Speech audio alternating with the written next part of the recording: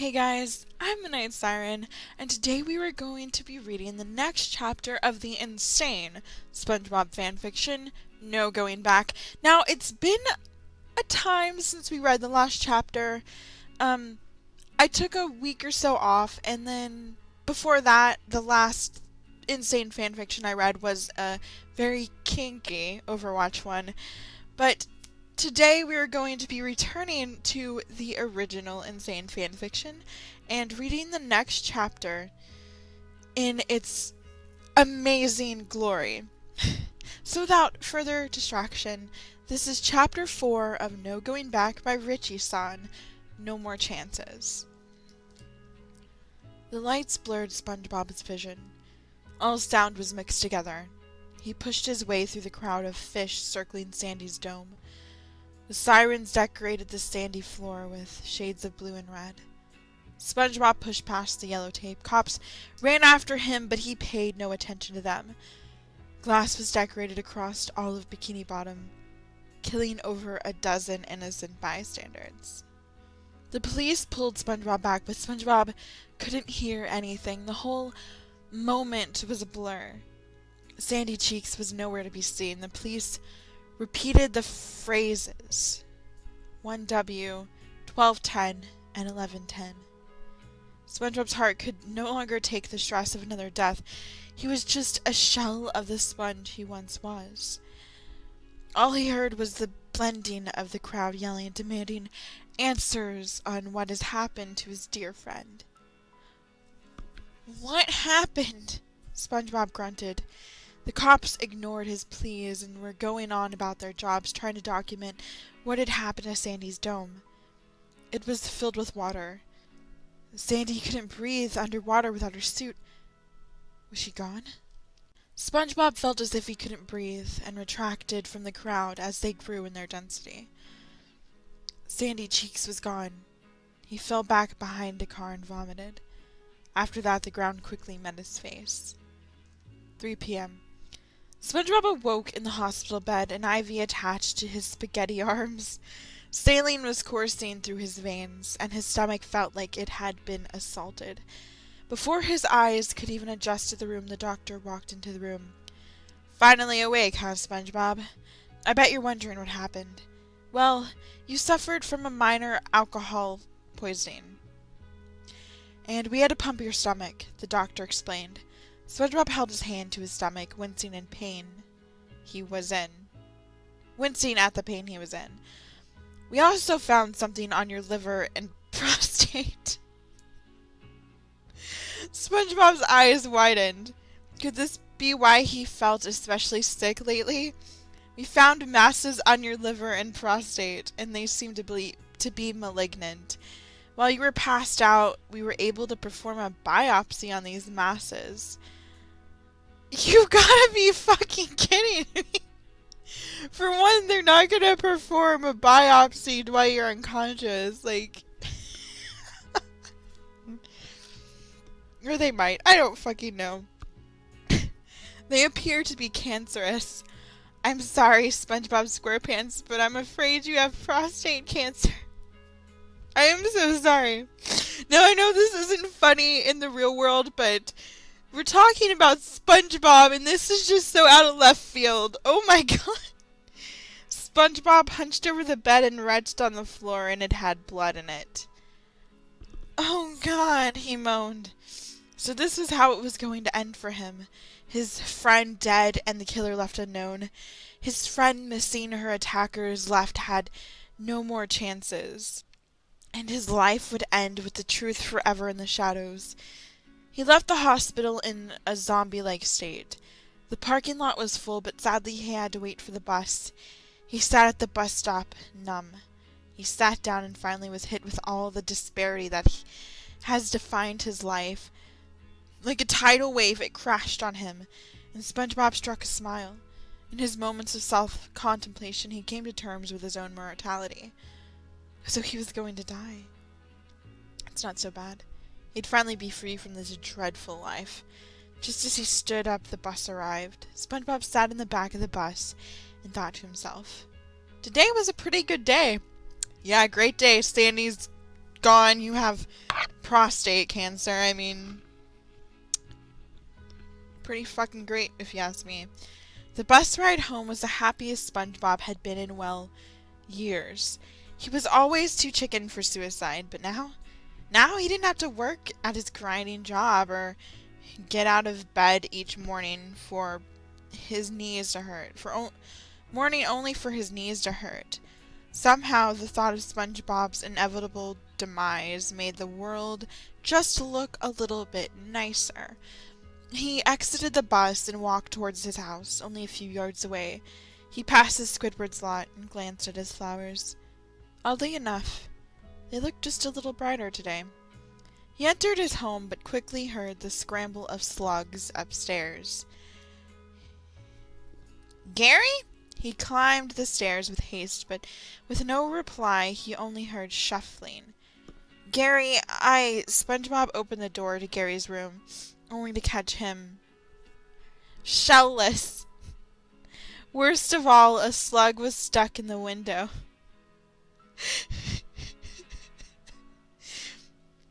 Oh, hi, Dad! Gary pulled his bed sheets over his slimy body. Get out of that window right now! SpongeBob fumed and pulled the slug out of the gaping window. Gary, you are grounded, grounded, grounded! He grabbed Gary's clothes and threw it at him. Don't you mean his shell? And then shut his eyes, trying to forget the thought of Gary's defenseless body.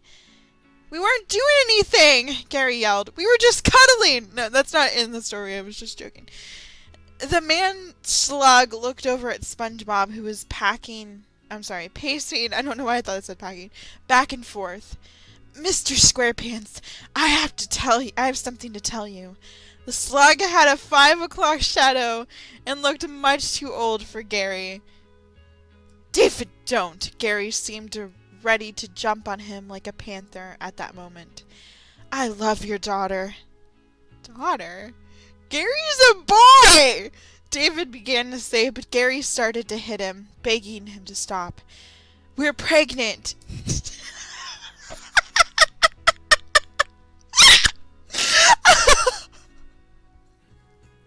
Oh my good lord! David yells. Gary began to sob violently, and SpongeBob's mouth stood agape. Gary is a boy! How can he be pregnant? 12 seconds later. Alright, okay, I just googled it, and some snails are hermaphrodites. So, never mind. I revoke my objection. Apparently, Gary can be pregnant. Unfortunately. For the world. And my childhood. Get out, SpongeBob said calmly. He pointed to the door behind him, and the snails gazed beyond him at the door. What? Questioned Gary. You heard me. Get out. No. I will call the police if you don't go. SpongeBob ran to Gary's pile of newspapers and tossed him out the window. He then lifts up Gary's entire dresser, filled with assorted colors and designs of shells, and shoves it through the window as well. It meets the stand outside with a crushing sound, and all the shells inside shattered. My shells! Gary cried, as Gary sat sobbing. Why is he a her now? Like, they were referring to him as him a few sentences up, and now that he's pregnant, he's a her. I mean, I guess since he's a hermaphrodite.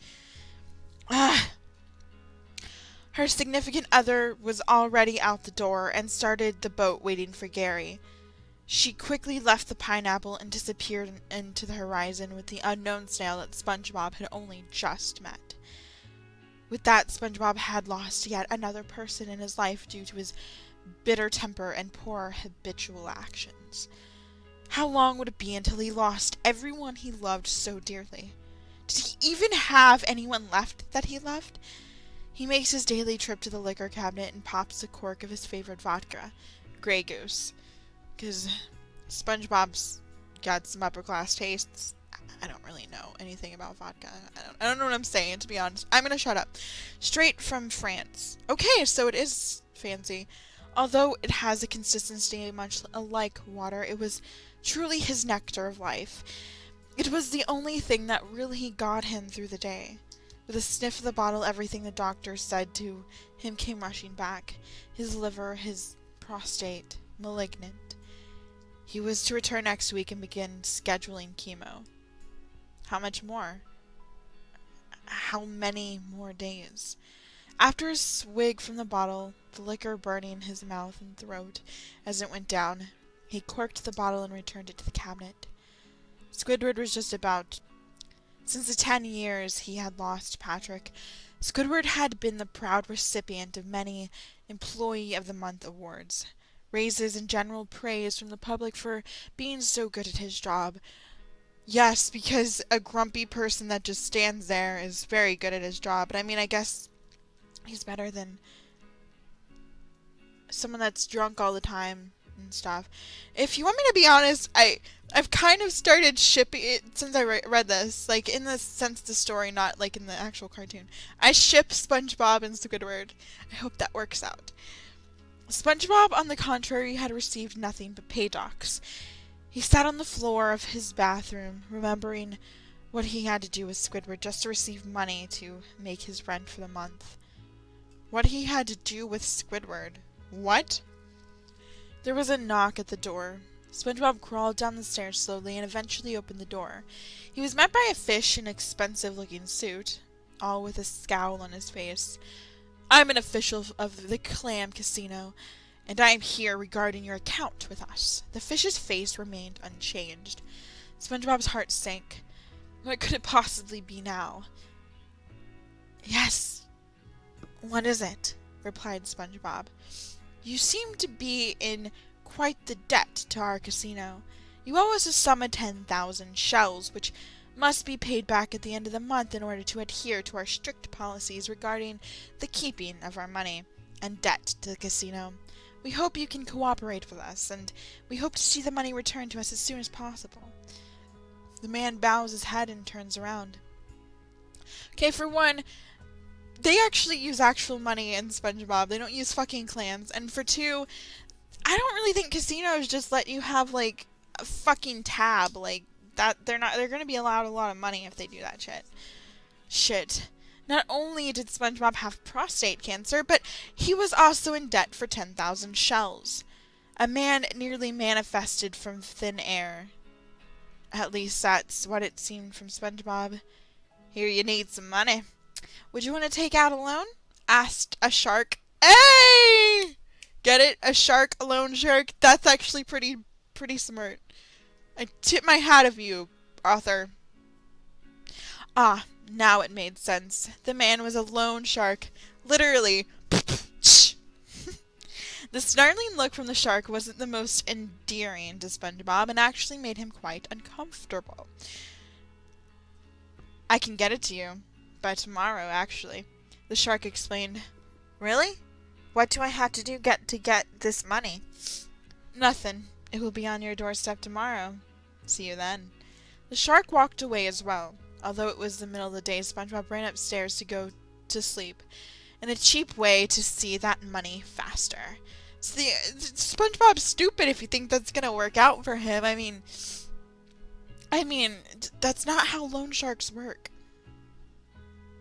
Okay, this is something new I'm going to start doing that I didn't do before, but I want to start reading the comments for each chapter. So, for this chapter, there's 2, and the first one says, "This was the most heartbreaking chapter yet. What SpongeBob did to Gary was... Oh, I don't have words for it. You're amazing."